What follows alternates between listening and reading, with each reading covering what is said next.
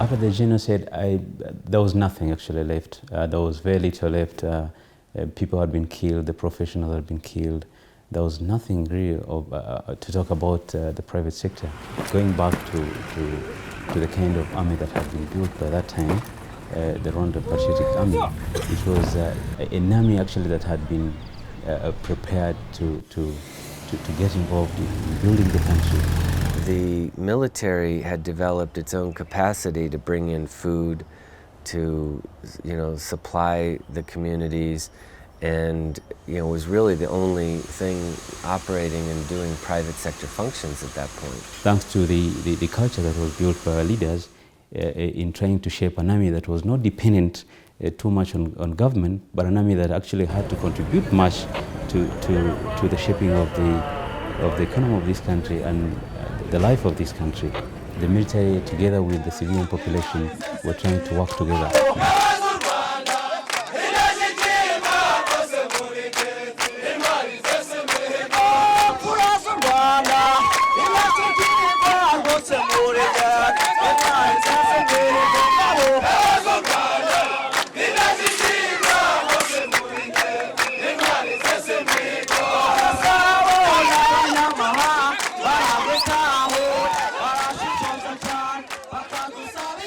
It involved a lot of sacrifice, but people took that sacrifice and appreciated the role they had to play in order to make the country function. President Kagame had come up through the military and was a very strategic thinker and surprised us all with his openness towards entrepreneurship. And he very quickly had come to the idea that a central planned government, that a military-style, junta, controlling the country wasn't going to be the solution. And it was a fascinating, juncture in the road, because if they had chosen to keep that control, they might have been more efficient for a little bit longer in the future, but they also ran the risk of ossification, of stomping down on all types of private sector initiative. And even though that group remains a strong force in the economy to this day, little by little it's ceded control to private sector initiatives. That could have been the inspiration for the military to think about now getting involved in the wider private sector and creating an institution like Horizon, where you have Horizon now taking on building real companies that participate in involving the private sector where local capacity is lacking.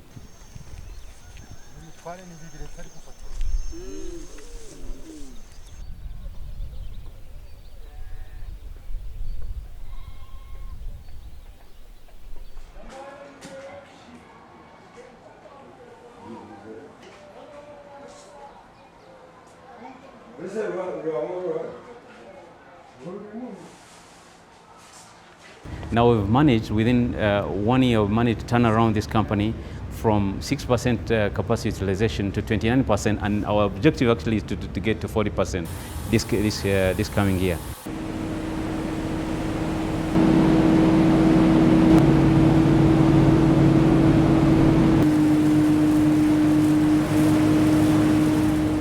Turned around this company, and now we can say we are proud. Now this translates into three things basically. You have more income for the farmers. Farmers' income have increased by almost 400%. The exports for this country has increased by almost 400% from this single one company, and our revenues as a company have increased by 400%. So we've produced more value for the farmers, we produce more value for ourselves and for the country as well. When you come from far outside, you bring in new values and attitudes, new beliefs and new goals. And the most important thing it does is it connects the small farmer in a rural area to networks of global trade, investment and exchange, and that's really the definition of getting rid of poverty. If we make money and they make money, then and we all make money and the country makes money, I think that's how the whole thing is going to be sustainable. Our overall objective is to produce 20% of the world supply of this product. There are 4 industrial producers in the world. You can only find it in Australia, you can find it in Tanzania, you can find it in Kenya and Rwanda. So that's why we're talking about having a 20% market share of the whole world supply.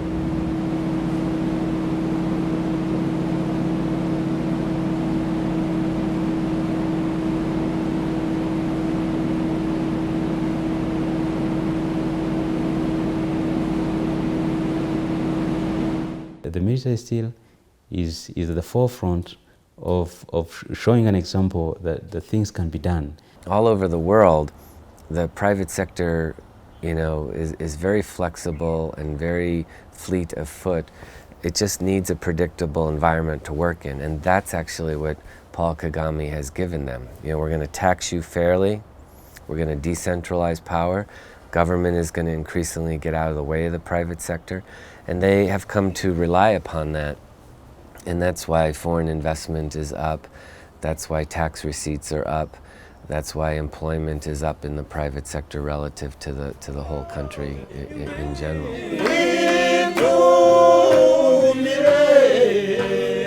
If a small country like this one could get out of what it went through and get to the position like this one, where actually it's respectable in the world, even individual people within the country get the confidence that they can do things for themselves, they can transform their lives, they can change their societies. Kwihangira imirimo nabyo ni kimwe mu bintu uko byumva ni nako nawe ugenda buryo bitekerezaho. Iyo byumvise kuri radio, muri televiziyo, kwihangira imirimo, barwiyemeza mirimo, nawe ugira imbaraga zo gukomeza.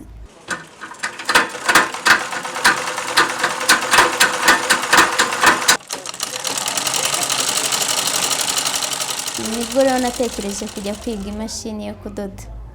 Kuko twatangiye turi 49 tuza gusigara turi 23, bamwe barongera baragaruka, abandi nanone bakabandi bakagenda bitewe nuko nta mafaranga yinjiraga. Ariko kuba rwiyemeza mirimo bisaba ko wiyemeza icyo kintu ntukivemo. One fabric.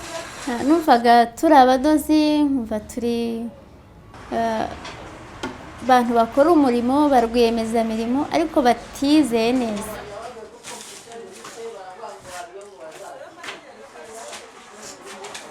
Ufite aho washyize wanditse amalite y'abantu bafashe aya mafaranga.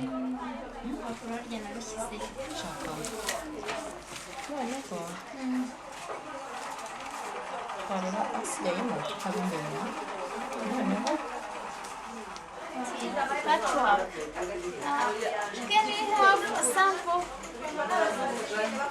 Ariko nyuma yo kwigira muri ariya mahugurwa twumvise twiremyemo icyizere cyo ko turi barwiyemeza mirimo koko. Kubera ko ubucuruzi twari turimo twabugiyemo noneho ku buryo umuntu abusobanukiwe. Hari business idea hakaba na business plan. Ushobora rero kugira business idea ariko nta business plan. Icyo gihe iyo winjiye muri ariya masomo umenya neza ko noneho business urimo uyikora ariko ari ifite plan.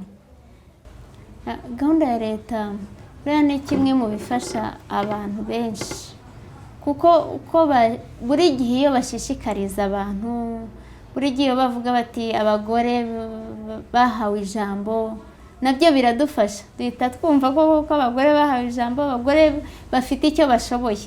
This country has done more for women's rights and women's issues than maybe any other country I can think of in the world.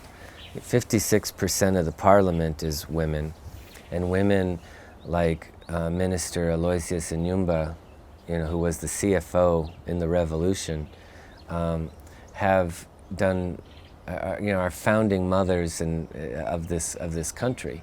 There's even songs that they sing on Liberation Day where they thank women for carrying the liberators on their backs.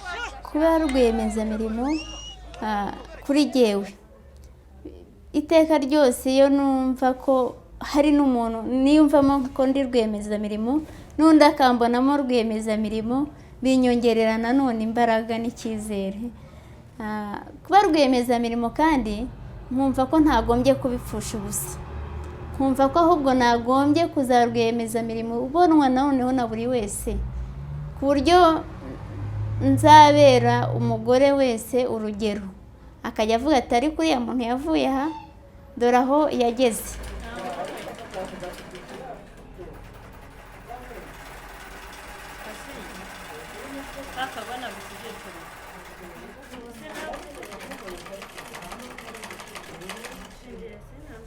Nicole Mira ni umuntu bwa mbere ni umudozi nkatwe, ariko ni umudozi wateye imbere cyane, azwiho kuba ari uwa mbere ugira modeli nziza, kuba rero yemera ibintu byacu, kuko ibintu byacu byagiyeho byarakunzwe arabigurisha cyane, bimutera gukunda cyane kokoki bitewe n'uko ibyo kokoki ikora ari byiza, kandi nawe akunda gucuruza ibintu byiza, azwiho ibintu byiza.